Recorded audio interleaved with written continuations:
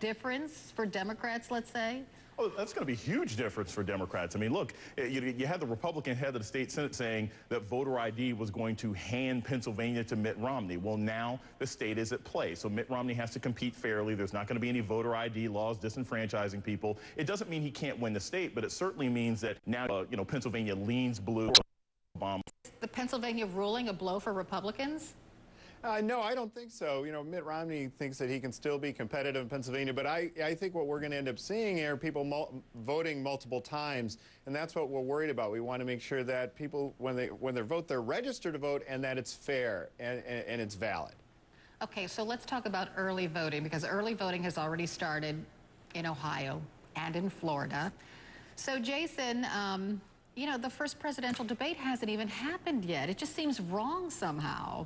Well, no, I think early voting makes sense. I've been saying all year there's no such thing as an undecided voter when you've got an incumbent president. Mitt Romney's been running for president for 5 years. Barack Obama's been in the office for 4 years. Pretty much every American already knows who they're going to vote for. All they want to do is go and vote. I'm voting in Ohio next. Early voter, I already know how I'm going to vote one way or another. Most Americans... Wait a minute, Jason, you already know how the president, I know you will be glued to the set. I've been watching these guys for years. I pretty much know who's good and who's bad. It's not that complicated at this point. Okay, so Ron, both candidates are fighting for a teeny bit of the electorate. Right. Is this a weird election or is it normal?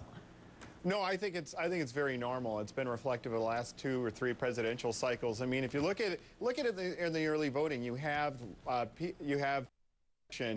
people in 43% who are saying we know who we're going to vote for. So now they're focused on the other, between 5 and 8 or 9% of how can they sway those swing voters. And that's what these debates and that's what the last 5 weeks are going to be an attempt to do.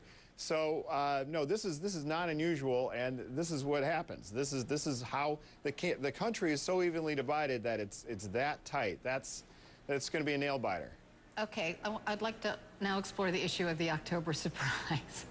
And I'd like your prediction, Jason. I mean, will there be an October surprise, and who will it benefit? If it's a surprise, the interesting thing about it, I mean, look, it could be, I act like that's